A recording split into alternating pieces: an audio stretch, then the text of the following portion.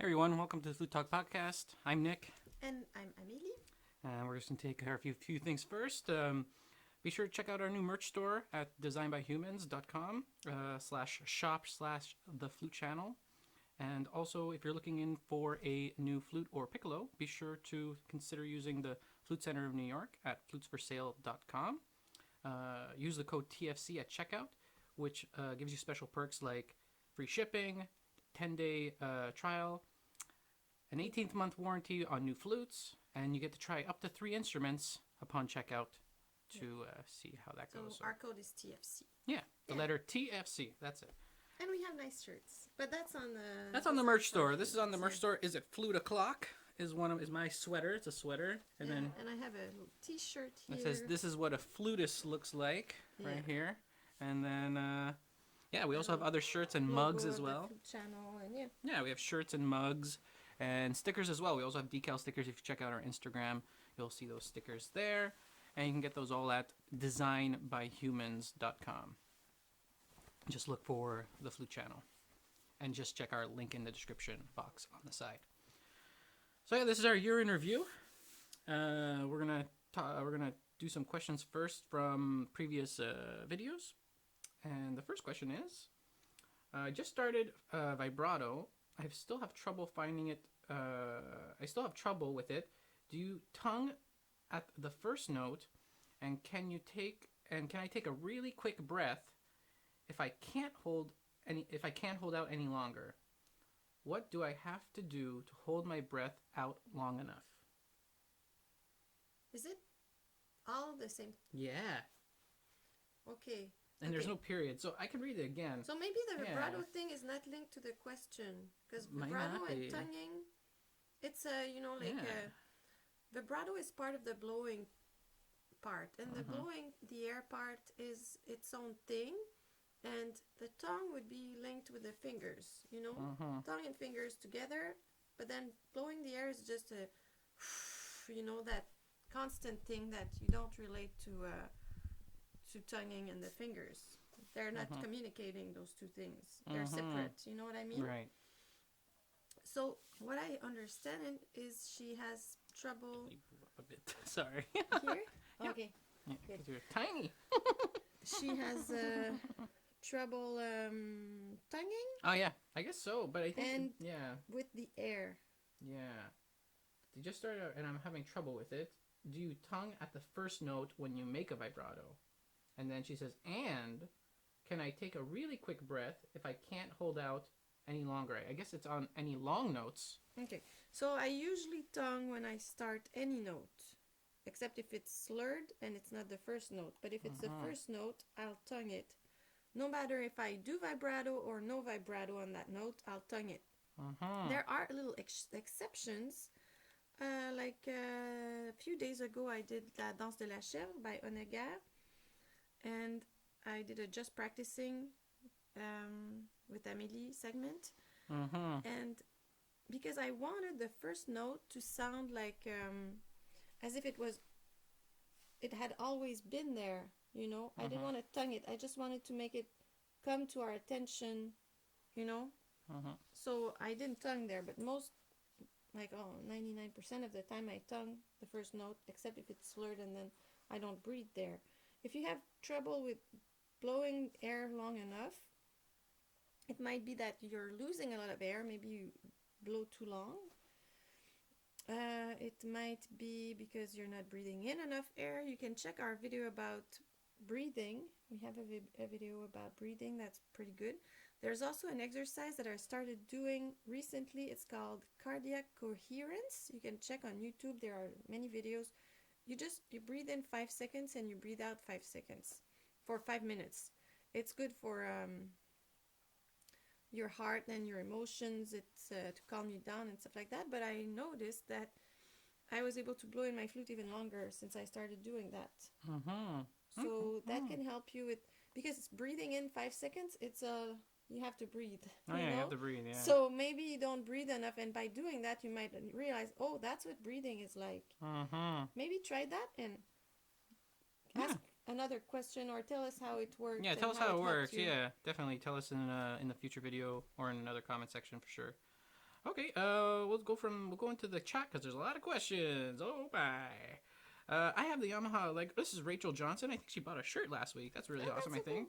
But maybe she didn't. I don't remember. I think she did. I have the Yamaha Allegro 471, and I am wanting to get get a more advanced flute. What do you recommend? Well, we did a lot of reviews. We haven't put them out yet, but all those reviews we did in New York, some of them were intermediate and professional flutes. Which Yeah. ones did you thought were impressive? 471 is quite okay. Yeah, quite all right already, but maybe they Yeah. want a little bit more, I guess. Yeah, the Allegro, I don't know what. What is Allegro? Is I'm it not another? type of model, I guess, Okay.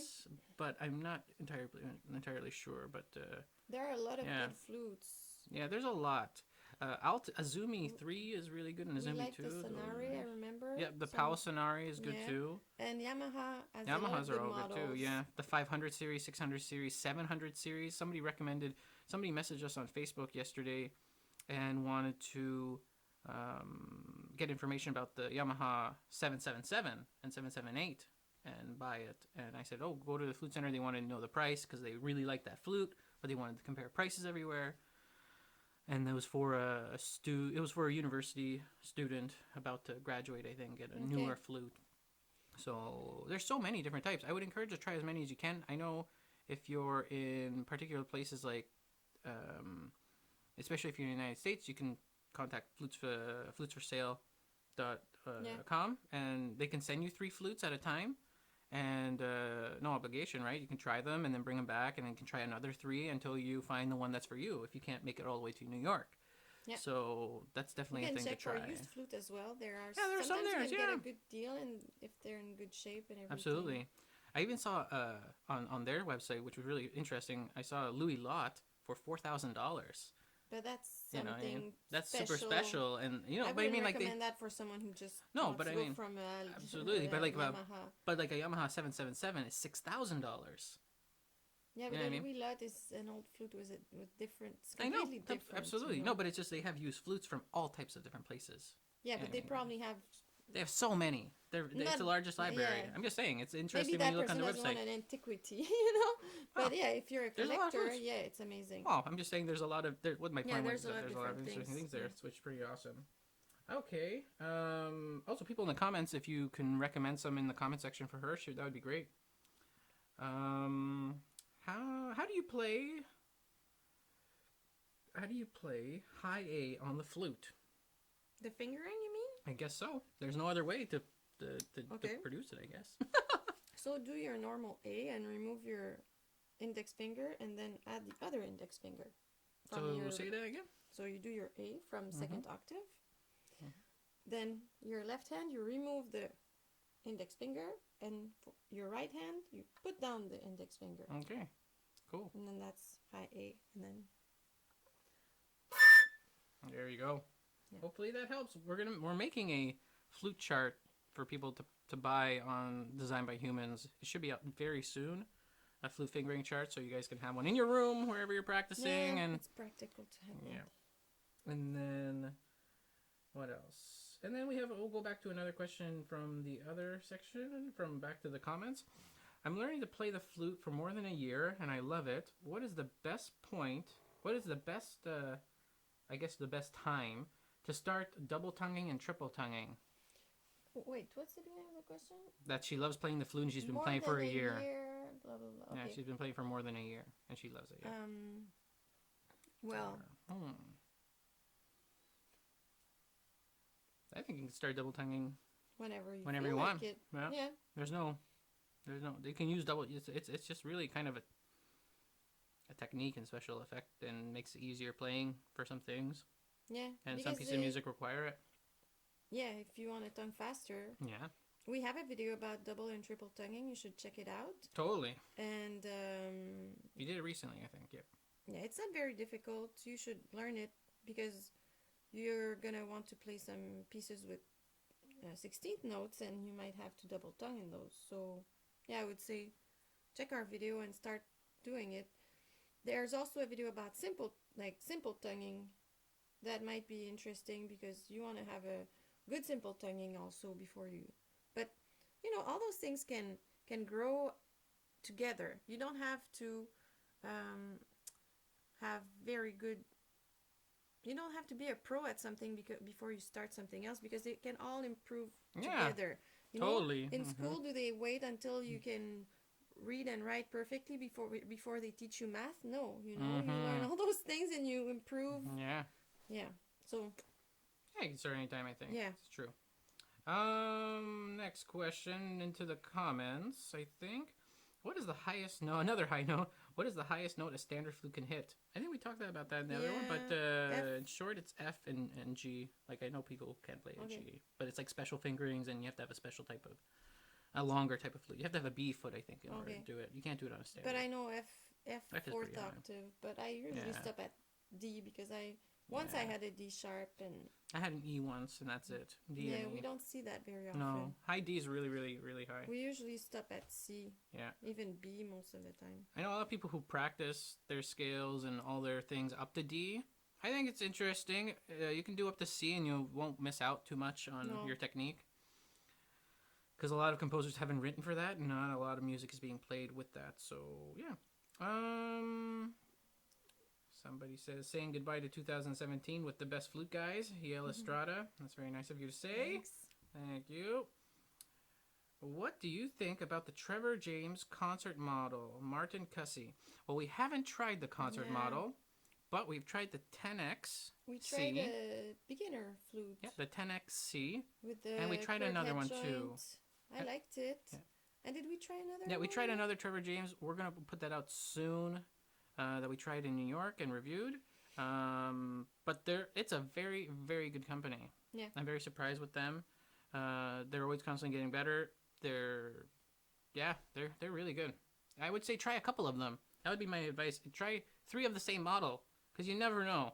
You know what I mean? What if there's little subtleties that there are. You know, so I would try as many as you can. There were 3 of the same model in the store, and we tried them without looking and blah blah blah, and we picked mine because it was there's little things. Xander Sanchez wants to know, what type of piccolo do you play? I play a Yamaha. Is it 62? I don't know. It's just there. Just here. 81. 81. YPG 81. So anything, it might not be the same model number anymore, and it's all wood and stuff. It's a good professional piccolo. Yeah, it's right there. It's reliable. Yeah, totally. And so you can try definitely that. Like it's a good. Yeah, it's good. Yeah, I'm very happy with it. Oh, what's your favorite orchestra excerpt? Probably the one you played during that video. Yeah, I like Peter and the Wolf, but I also like Mendelssohn. Scherzo? Yeah, I like that. I remember I loved playing that one.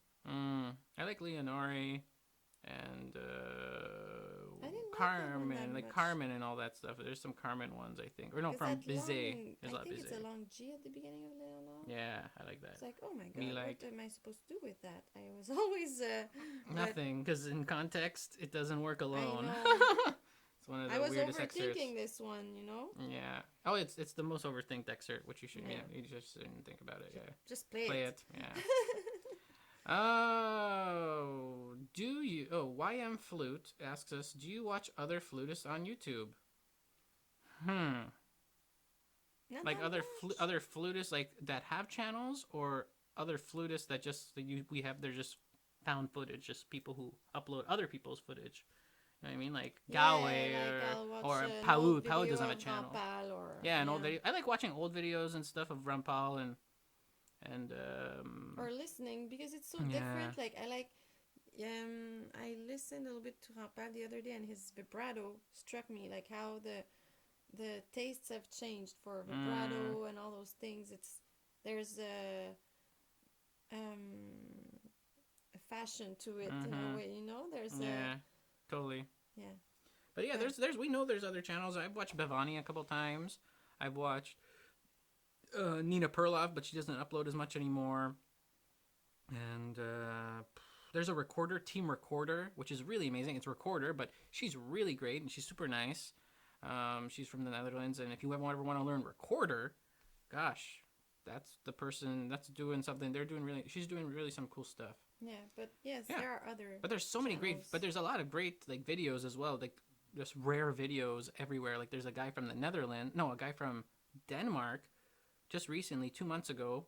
If you guys are real flute geeks, he released Marcel Moy's masterclasses from Oh, yeah, I 1970 and started 67, watching and they're those. super good.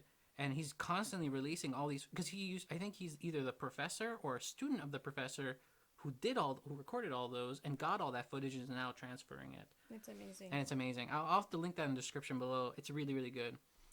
But yeah, okay. So hopefully that answers your question.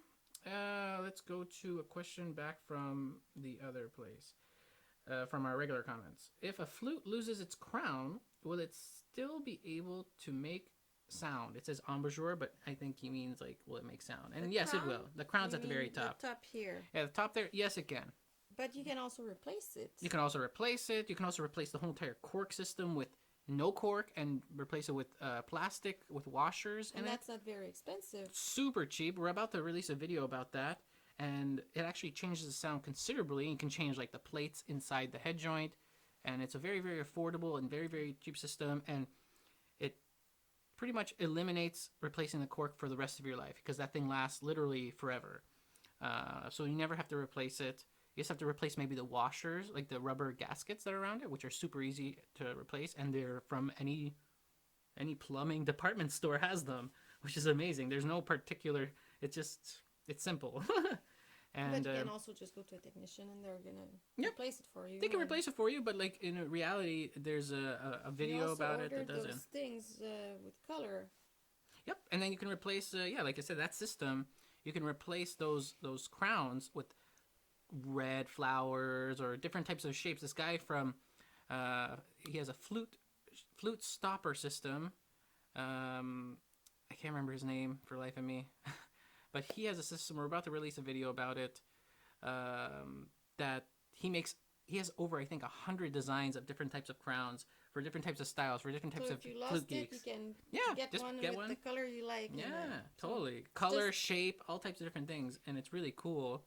And it really does make a big difference in the sound because the little, instead of having a cork that's this big inside your flute, you have something way smaller, leaving room for the head joint to have more resonance. Okay, So it like really vibrates way more and adds more color. that's so cool. Yeah, that's pretty sweet. So yeah, so definitely try that. So, did you ever try a wooden flute? Oh, like a wooden concert flute? Yeah, I've tried a wooden concert flute. You've tried Yeah, one, I think. I Yeah, liked it. Yamaha makes It's one. cool. And I tried a Powell one. oh, once. Powell makes one cool. Yeah, cool. Yeah. They're nice. And I have a traverso, but I don't play it very well. Plus, you have a wooden piccolo. I have a wooden piccolo. Mm-hmm. I'd like to get a wooden head joint for when I play baroque music. We have a maker here in Montreal that makes some, and Yeah. it makes it quite That's quite probably well. gonna be my next present to myself. Nice. Yeah, yeah. And he's super We'll nice. see. Yeah, why not? What else? How do you circular breathe? Okay. I don't circular breathe very well, but I circular breathe okay. Like, but you can only use it in special effects for flute when you. There's like you the put, cup You method. put air in your cheeks, and Yeah. while you're pushing with your cheeks, you breathe in through your nose. Yeah. I can do it without the flute. You know. Some people do it with their tongue. Yeah, also some people do it instead. tongue. It just matters And- how. Yeah, depends who you are. There's many different ways for it to work. But I can do it without the flute very well, but then my sound is affected. Yeah, people hide it in their trills when they have to hold it long trills. But you see, I still Wow. have a little. I wonder if you can try doing that while I trill for you. I wonder.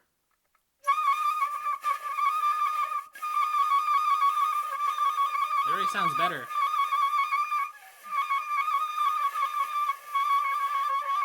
Do it one more time. Yeah.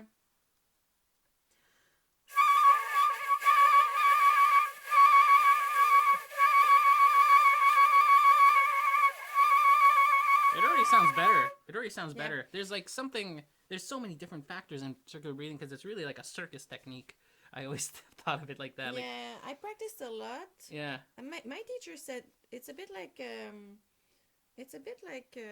flutter tonguing, you know. Some people they Yeah, get it right away, and absolutely. some people don't.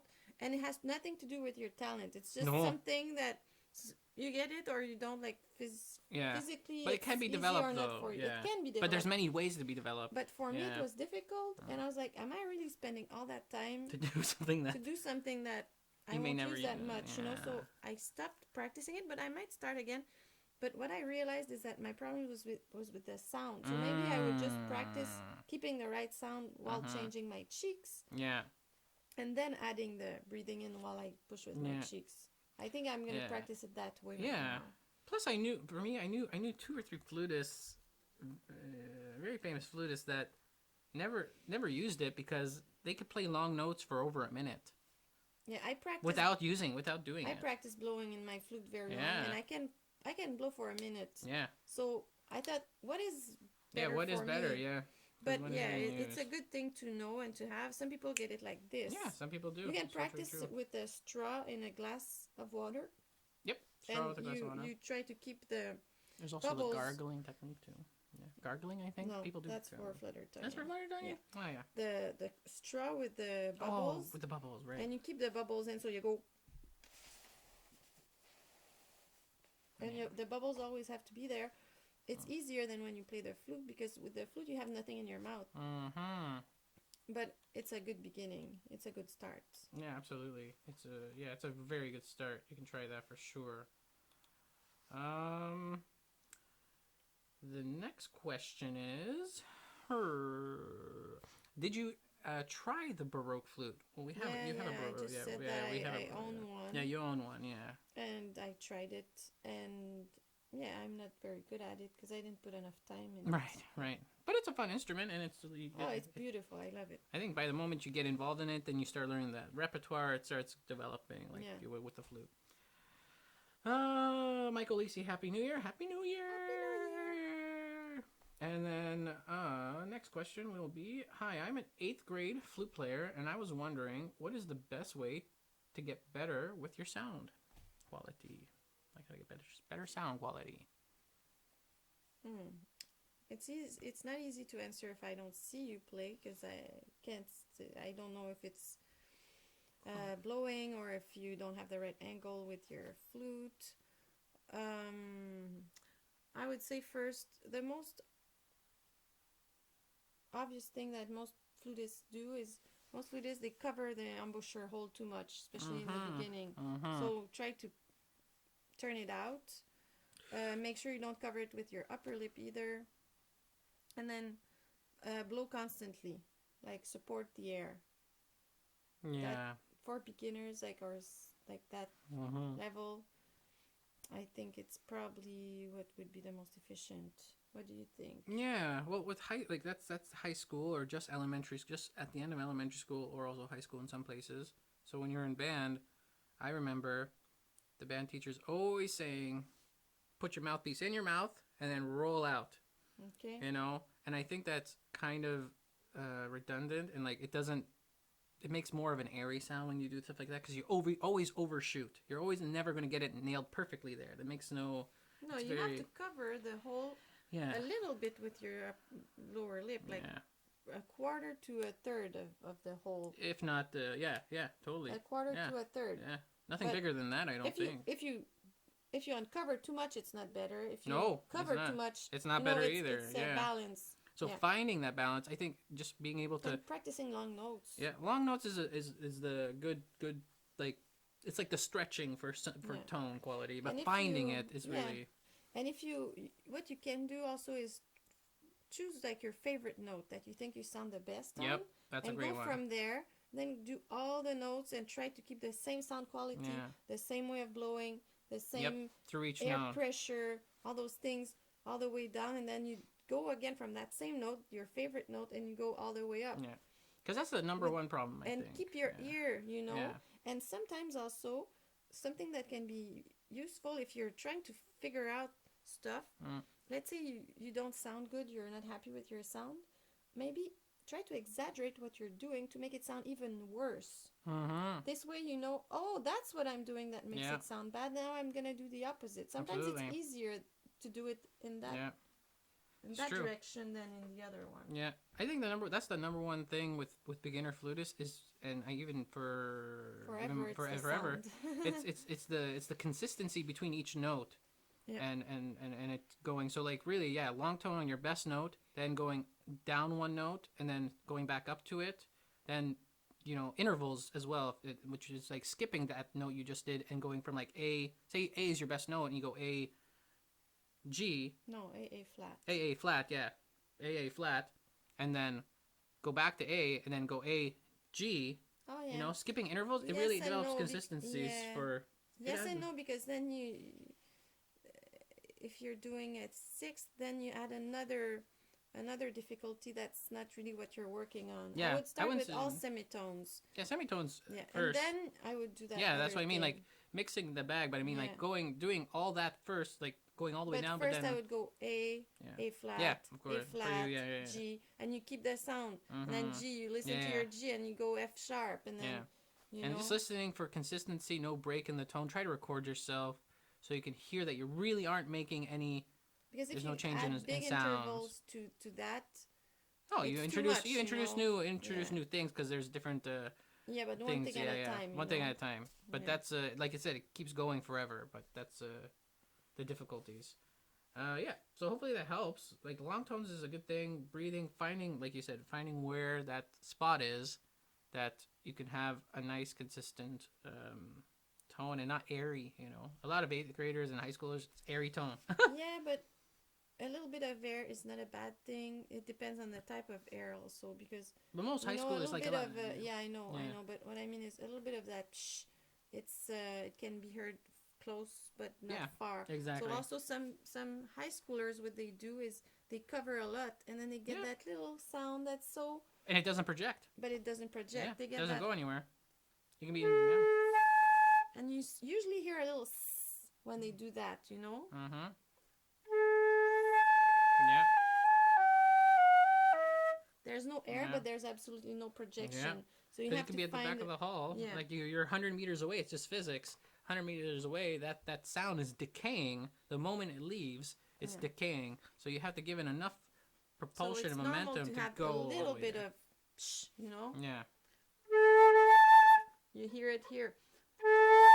Because the microphone is close by, but if you're in a hall, you won't hear the shh. No. You'll just hear a nice sound that projects. That's why when you're in a concert hall, if you guys notice, the microphones are usually about 100 meters, or like they're pretty far high up. Yeah. They're up in the stratus. Because you don't want to hear those little psh. But it's like adding a softness to the sound. Yeah. I do that with my students. Sometimes I ask them to come close and listen to my sound, and they hear the little psh, and then I ask them to go in another room, and they don't hear it. I leave the door open. They go a bit further, and they're like, "Oh, but that's why you don't want that." No. That's why. No, definitely not. Hopefully that answered your question. When did you start playing the flute? You started like what, 20 years ago? I started 25 years. Yeah, I started like 22 years. 22 years ago, 25 years ago. Yep. Whoa. I saw a good one here. I think it was redacted. I like playing the flute, but it's so loud when I practice, my entire family can hear it. Practicing at home. I have something for that. If you have for me, I always thought, and I know a lot of flutists used to do this when they were always at home, because we don't have the benefit of making a whole new room for somebody. You know what I mean? A closet is helpful. Just to do short practicing. If you really have to practice, it's true. If it's bothering everybody else, it's something that really helps. Moving all the clothes to one side, it dampens the sound. Yeah, of course. And it's good Just for. make sure you don't bang your flute. No, you have to have enough space in this closet. If you have a walk-in, it's really fine, but not like a small space. But make sure you have enough space, obviously. Also, sound paneling, putting carpeting if you have carpeting, or if you don't have carpeting, try to find like a little carpet or something that will absorb the sound. Adding stuff like this really is a cheap alternative. These panels, You can buy packs of them for like Yeah. $40, and Because then if you're in a room with no fabric, yeah, and everything's just flat it's walls. gonna be like, Oh, yeah, it's just even gonna be for bad. your ears, it's a bit tough. Oh And yeah, also, you can practice like this.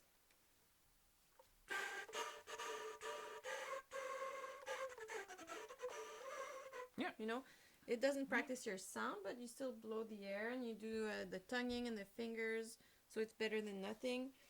But yeah, probably put a smaller room with a lot of fabric, or those foams or something like that, like carpet, yeah. like big Fabric, pillows, blankets. stuff in the blinds, Yep. thick blinds in the Thick room. blinds, blackout blinds Yeah. if possible. Yeah. Yeah, those types of things. Try to do that because there's nothing really else I can think of. You can also, if there's a music school or a university in your town, maybe you can use their practice rooms. I don't know. Yeah. Hopefully that answers your question. My That was parents were so Traveen, patient with that. not mine. Never- I never practiced at home. I had to practice at friends' places or go to the music school. Like I remember in high school, I went to the university music school to practice there because the rooms were always open, Oh, which my was all the way parents, across town. It was crazy. They knew all my repertoire by heart, and That's they right. didn't. They still remember. Yeah. They still, whenever they hear those pieces I played when I was a teenager, they're like, "Hey, I know that. Yeah, You there you played go. that. Yeah. Hours and hours of that." Happy New Year, Autumn. Happy New Year, Shaq Scoo, and But I Michael, guess, yeah, I think too. Also, if you're a parent, What else? when our kid plays the trombone, my kid plays the trombone, and I'd rather hear trombone than he's doing something constructive with his life. I'm happy about that. Sure. You have to be positive about it. Your child is doing something good, Interesting. and stimulating for his brain, and Totally. Marcos Ruiz is asking, any recommendations for good audition pieces for orchestras or college? Should I go for something popular like Chaminade or something else? And what do you think the judges look for in auditions? Okay. It's two-parter. Okay. You want to take care of that first, and I'll I say think it they as well? listen to your sound, articulation, musicality. That's what the judges look for. You're talking about the second point. Okay, yeah, definitely. That's what they're looking for. They're looking for rhythm. Technique, I always know. rhythm, all those things, and also for an attitude that's willing, someone who's willing to learn. And I guess that's how If that I can would be projected, do it. yeah. I would feel, but you don't. Yeah. It's easy. It's not easy to see in an audition. Yeah. And then for pieces, there's so many nice pieces. There's Prokofiev. There's what's Poulenc. I love Poulenc. Martineau is a less known one. I don't know. Do you think it's better to do like the big canon like Chaminade, or do something a bit less played? Five people are playing Chaminade at the same, but maybe it doesn't matter. I think people shouldn't play pieces that are not known, because it really, like, because those types of pieces are not meant for auditions. They're meant for playing in a concert. They're really concert pieces. Like some of these pieces, like Chaminade, and not Chaminade, but like the French book, the Flute, the Blue Book, French book is all conservatory test pieces. Yeah. Those are all test pieces. So that's the Flute Music by French Composers book. It's edited by Louise Moyes. You can get that almost anywhere. And those are all pieces that were written for the French Conservatory, the Paris Conservatory's exams. And usually they're 5 minutes long. They're short. They're all perfect. They're all perfect for that. And I would say, because you have more musical, like more lyric parts, and then you have more. It's a mix. Each piece has a mix of everything. Part, and so you can show. It's really built for that. Yeah, so you can show your skills. Yeah. So that's good. Also, sometimes if there's more than a piece, they will like to hear different periods. If they ask you to play two contrasting pieces, you might want to choose, let's say, Baroque and. Yep. Some of them ask for that. If they don't ask for anything, or classical, not two of the same book. Yeah, they don't always get two of the French book. Get one French book, and then maybe one Baroque. Handel or Bach sonata, or one of the Telemann fantasies, or get two contrasting. Yeah, that's the one thing they always say: two contrasting pieces, which means two pieces from at least 100 or 200 years like away from each other. Yeah, different usually. style, and also Yeah. if one is slow, take another one that's fast. Don't go with too slow or too fast. Try to contrast, Yeah. different. So you Yeah. can show your Yeah. skills in different styles and Yeah. different. Yeah, totally. And like to go back just to what the judges are saying is that, or thinking and looking for, every single time I've ever talked to anybody or if ever I've ever done anything and other people I've known, they always talk just about rhythm. And rhythm is really the first thing they will, if you don't know how to play rhythm, like you said, if somebody was playing, if 4 people played Chaminade, they're going to be listening to the person who has the best rhythm and they're going to pick that person. Yeah. Because And then the that's rest a is bit can be developed because rhythm. rhythm is It's super important. bugging if you're listening to someone and Oh, because yeah. you get in a flow with rhythm, and if Yeah. it's always moving, it Yeah. breaks your flow. Yeah. Yeah. And a good orchestra excerpt. Sometimes they ask for orchestra excerpts in school too. So there's a standard book that people read through, the Jeannie Backstresser book, that has a lot of different excerpts. Pick one, and yeah, they're all the number one ones. Like they're all. Yeah. So They're it all doesn't the matter which one. important ones. But I wouldn't play something like I said, nothing very very different. Like I wouldn't play Takamitsu for a university or college audition. I wouldn't play those types of things. I would play the standard rep because that's kind of what Yeah, everybody's yeah. used to playing. But you never know. Like you It can also play depends, Lieberman. You because- can also play Lieberman Sonata, and that's because- modern now, Yeah. and that's acceptable. That's an acceptable. Poulenc you can play. Yeah. Poulenc is a very acceptable piece. Iber's pieces, Iber Concerto. A movement of Prokofiev. You don't have Yeah. to play the whole thing, but like let's say the movement. I think is it the second or third? Da-da-dum, ba-da-dum, ba-da-da-da-da-dum, ba-da-dum, da-da-da-da-da-da. Like that's. But it all depends Yeah, it all on your depends. level. Yeah, and it depends what you they're play asking. well. Yeah, what you play well. Something you play well, and Goes something play you love. Yeah, goes play a Bach sonata and then play anything. Yeah, there's so maybe much not the whole variety. sonata. Maybe two. Oh no, movements, yeah, they never. And you pick one slow, Yeah. one fast. yeah. 2 movements of a Bach sonata. Don't Yeah. play the whole thing. And usually in auditions, they never have you play through the whole thing. Because they know after Yeah. a few seconds, Yeah, they know your level. Yeah, they know your level. They're used to listening Exactly. to flutists. So hopefully that answered your question. Let us know. And our last question from our other comments, and we'll do some more comments from there. What are your tips for playing flute with braces? I remember we mentioned that a while ago. Yeah, I had braces. You did, I didn't. So you can answer that better than I can. Yeah, I hated playing with braces. First, it hurts because you press on the metal and then it hurts your skin inside. Oh, I hated it. And it's not the same distance with your plate, so the sound is different. I would say for myself, my sound became better through time, practicing with the braces. Like at first it was horrible that I was crying, but then I thought, okay, I'll do my best. And I did my exercises, and I guess, because that was going a bit further, I put everything a bit, Right. further with it. But then I realized that even though, like, when they took out my braces, my sound became better just like that.